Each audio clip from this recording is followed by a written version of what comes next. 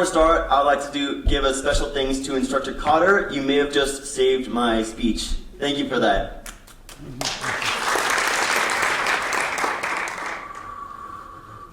Let's do it. I used to think that rejection was the social equivalent of death, but now I'm not so sure. The sun was setting at USC, my friends were packing up their film equipment, and I was still catching my breath. The actress next to me seemed to be in the same boat, so we decided to stay behind when everybody went back to their dorms. We talked about plenty of stuff that I'm sure would bore you half to death. But seemingly out of nowhere, we broke the ice and started talking about our past relationships and what disasters they turned out to be. She told me that her last boyfriend hardly paid attention to her and didn't get her flowers once. And I told her that I was peer pressured into my first relationship. What I didn't tell her was that was my last relationship, 6 years ago. You see, I was too busy going on dinner dates with Lady Death, and she is a demanding woman. She drained all of my strength until all I could do was lie in bed, close my eyes, and wait for the bad times to pass. And one day, they did. I was now living the dream, shooting films at USC, and talking to a girl who looked like she came straight out of the cover of a magazine. And I wasn't going to let this opportunity pass. So I went right to the store, bought some flowers, and practiced over and over what I was going to say. But then they rolled in, the butterflies of doom.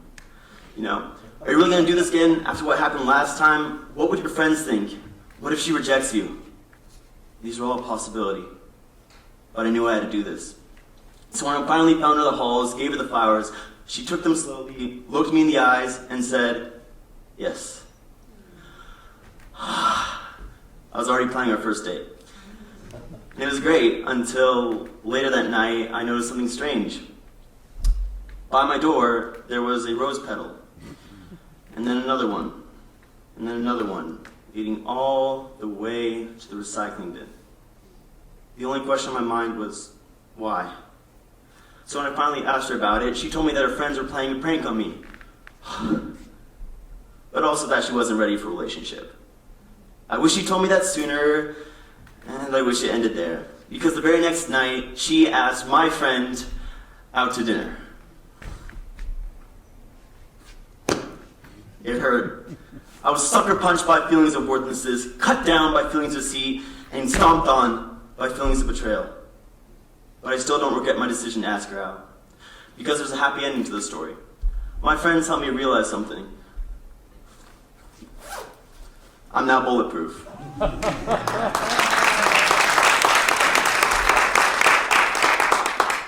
I've experienced rejection, but I'm still alive. I've experienced betrayal, but I'm still alive. I've danced with death, but I'm still alive. Let's see.